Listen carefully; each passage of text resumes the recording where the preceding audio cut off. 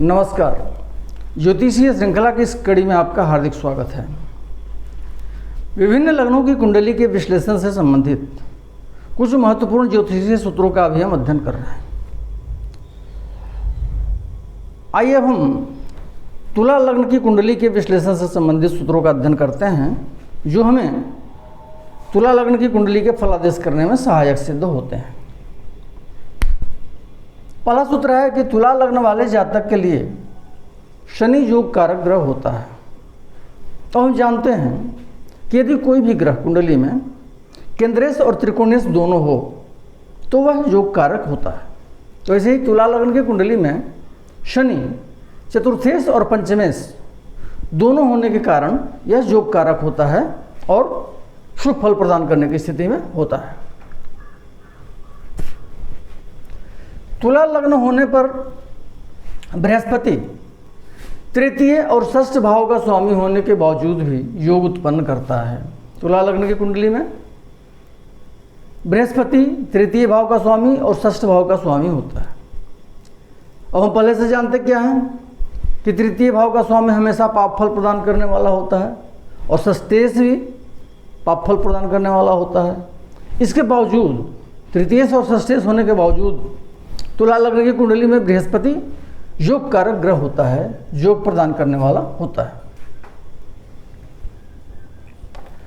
तुला लग्न की कुंडली में मंगल द्वितीय और सप्तम भाव का स्वामी होने के बावजूद केवल पापप्रद होता है, परंतु मारता नहीं है।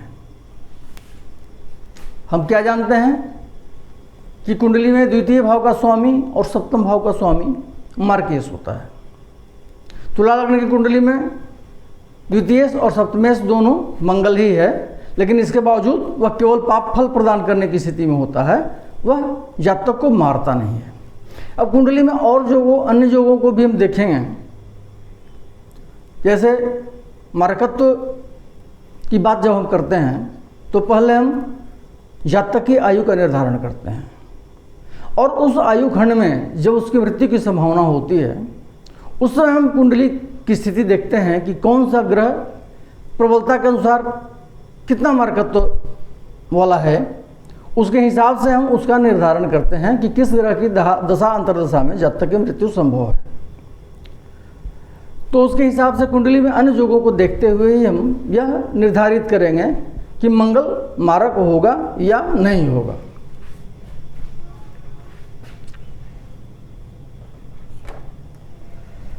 यदि तुला लग्न हो और शुक्र तथा बृहस्पति एक साथ हों या एक दूसरे को देखते हों या मंगल और शनि से दृष्ट हों अथवा मंगल और शनि की राशियों में स्थित हों तो बृहस्पति और शुक्र की परस्पर दशा अंतर्दशा में जातक को शीतला, व्रण, स्फोट आदि का रोग होता है। क्या कहा जा रहा है कि तुला लग्न की कुंडली हो और बृहस्पति और शुक्र कुंडली में एक साथ बैठे हों कहीं भी, या बृहस्पति और शुक्र दोनों एक दूसरे को देखते हों, या बृहस्पति और शुक्र दोनों पर मंगल और शनि की दृष्टि पड़ रही हो, या दोनों बृहस्पति और शुक्र मंगल और शनि के घर में बैठे हों। अर्थात या तो मेष राशि में या वृश्चिक राशि में मंगल का घर हुआ, या मकर में या कुंभ में शनि का घर में। तो इस प्रकार से अगर स्थिति बनती है तो बृहस्पति की महादशा में शुक्र की अंतर्दशा हो या शुक्र की महादशा में बृहस्पति की अंतर्दशा हो, कोई भी स्थिति आती है तो दोनों की परस्पर दशा अंतर्दशा में जातक को शीतला मतलब पॉक्स की बीमारी, व्रण मतलब घाव इत्यादि, चोट चपेट, स्फोट मतलब फोड़ा फुंसी, इस प्रकार के रोगों का भय जातक को होता है। कब होता है? जब दोनों की परस्पर दशा अंतर्दशा बृहस्पति और शुक्र की आती है। अगला सूत्र है, यदि तुला लग्न हो तथा सूर्य, बुध और शुक्र लग्न में स्थित हों तो जातक धनवान और भाग्यवान होता है। तुला लग्न में सूर्य, बुध और शुक्र तीनों लग्न में स्थित हों तो जातक भाग्यवान होता है। अब साधारण तौर पर हम क्या जानते हैं कि सूर्य यदि अपनी नीच राशि में स्थित हो, नीच राशि तुला होती है, सूर्य अपनी नीच राशि में स्थित हो तो क्या होता है, निकृष्ट फल प्रदान करने वाला ग्रह होता है। अब पृथ्वीस ने अपनी पुस्तक होरासार में लिखा है कि यदि सूर्य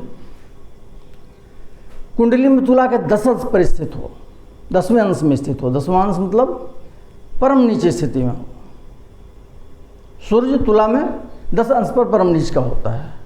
यदि सूर्य परम नीच का हो कुंडली में तो क्या होता है कि यदि सहस्र राजयोग बन रहे हैं, हजारों राजयोग यदि बन रहे हैं कुंडली में तो उनको नष्ट करने वाला होता है।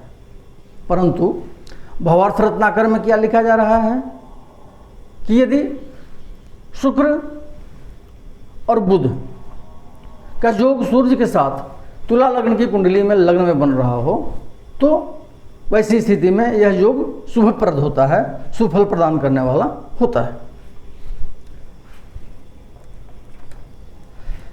छठा है, यदि जन्म लग्न तुला हो और 12वें भाव में सूर्य तथा बुध हो और उन पर शनि की दृष्टि हो तो जातक के पिता भाग्यवान होता है किंतु मध्यम आयु होता है। क्या कहा जा रहा है कि तुला लग्न की कुंडली में सूर्य और बुध दोनों 12वें भाव में स्थित हों,